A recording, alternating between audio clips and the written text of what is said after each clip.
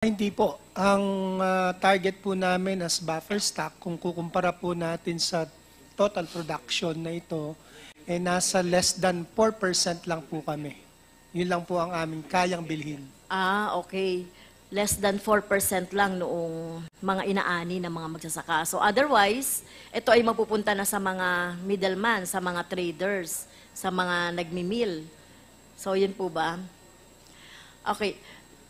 Mr. Chair, mahalaga po na kaya ko po na itanong ito mula doon sa pagbibigay ng support ng DA, tapos pagbibigay ng libreng patubig, going to kung saan man po dadalhin yung yung produkto ng ating mga magsasaka. Dapat po talaga merong sistema, mekanismo.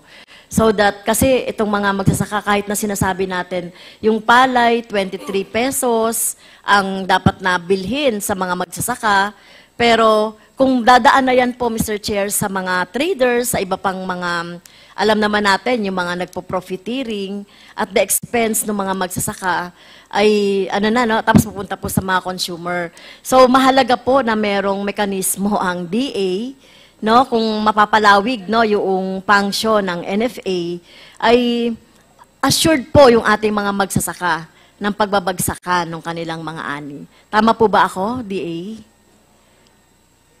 Yes po, ma'am.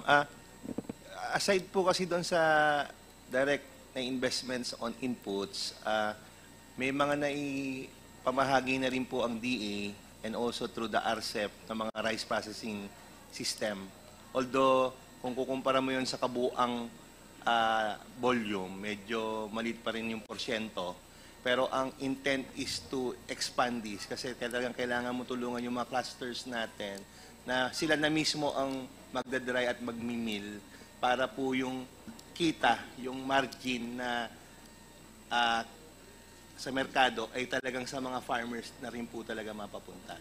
Although maliit pa po yung kaubuang volume na ibibigay po ng mga infrastructure na to, pero ito po yung tinututukan na mabibigyan priority sa susunod na phase po ng RCEP at the same time po ng mga interventions po ng National Rice Program. Okay. So, bukod po sa dapat ma-enhance yung capacity ng NFA din po to buy ng diretso sa local production, local procurement. Yes. Whether Mr. Chair, merong RCEP or whatever, kahit nasa hindi sa rice, ang punto ko po ay matiyak, matiyak na merong bibili ng produce ng ating mga magsasaka, at talaga mapakinabangan.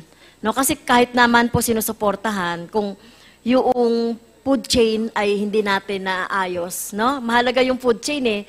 Nung last time po, Mr. Chair, yung supply chain ang inano ko. So ito, yung chain, nung paano po mai-distribute. So, yun po, Mr. Chair, kaya kailangan natin talaga na, talagang expand yung ating, yung magiging function po ng NFA para matiyak na yung ating mga magsasaka ay mabibili yung kanilang mga produce. Not only 4% lang po. So, yun po, Mr. Chair. Thank you. Yes. Addition lang po, Mr. Chair. Kasi sabi po ng ating representative, Vice Governor Remy Albano from LGUs po, sabi niyo hindi po nag-approve ang ating LGUs ng land conversion. Up to 5%? Wala naman na. Kasi meron po kasi dito, Section 20 of Republic Act 7160, that a municipality or city may through an ordinance passed by the Sanggunian after conducting public hearings for the purpose authorize the reclassification of agricultural lands. Dito, sa provincial government, sa probinsya namin lang, hindi ka Sa probinsya nyo po. Wala pa Pero sa LGUs po, pwede po.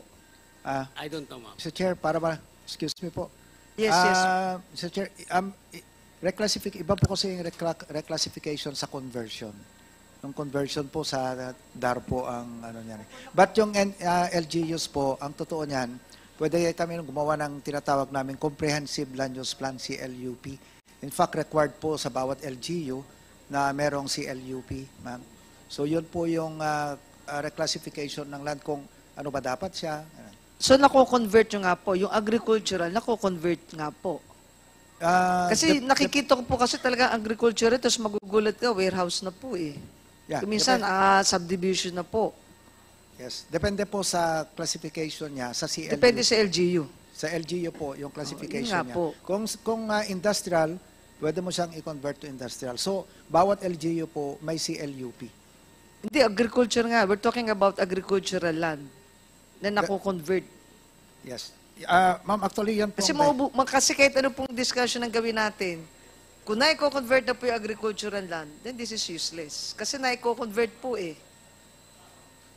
Yes, ma'am. Again, ulitin ko po, kung sa classification ng LGU sa kanilang CLUP, kung yung area na yon ay industrial, pwedeng industrial, pwede nilang i-convert. Yun po yung pagkakalam ko po dyan.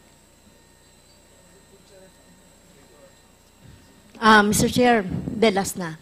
Ano ba? Nalimutan ko na i-request ko. No, NFA is excused by leave of Congresswoman Garin. Just say thank you. Okay, Congressman Castro. Ako na yung i-request ko, Mr. Chair, doon sa ano. Later na lang. Yes. Sir, ma'am, Mr. Chair, based on sa as of November 30 data ng RSBSA, we have 10.87 million registered farmers, farm worker, fisher folk, and agri-youth. Out of that, 2 million yung farm worker, 6.865 yung farmer, 2.797 yung fisher folk, and 284,000 yung agri-youth. And then, meron po itong by commodity. So, Mr. Chair, we will pakisubmit na lang, Yusek. Please. Ang isa kong palang i-request, Mr. Chair, baka pwede tayo mag-invite ng mga farmers association at saka yung retailers, yung sabi ko last Yes. time. Okay. Thank you, Mr. Chair. Thank you. Mr. Chair, can I one? Yes. Thank you, Mr. Chair.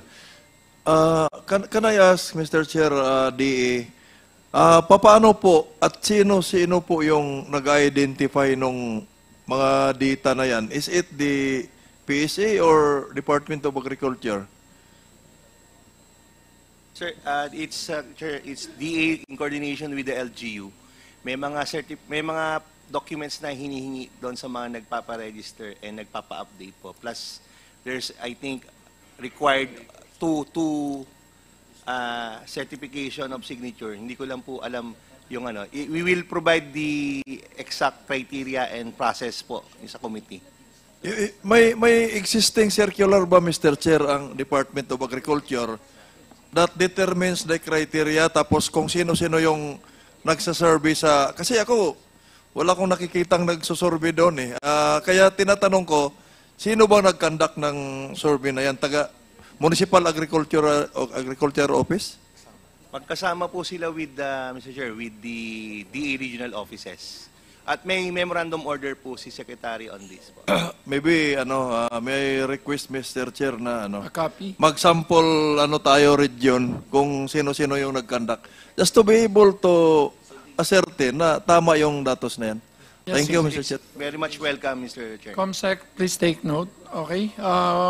Congressman Moma. Thank you, Mr. Chairman. I would like to direct my question to National Irrigation Administration.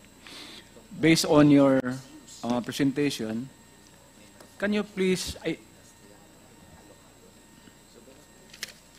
explain to us the difference between develop, firm up, and operational areas? Mr. Chair, yun pong develop, ito po yung total na na-develop ng NIA out of the 3.2 potentially irrigable area. Kaya yung pong tinatanong din kanina na agricultural land, ma'am, ang base doon sa National Irrigation Master Plan ng NIA, 3.2 million hectares yung potentially na yung agriculture pa natin. But when we found out nasa 3% lang yung kinonsider nilang slope, in-increase namin into 30%. nakakuha pa po kami ng 900,000 plus hectares. So, all in all,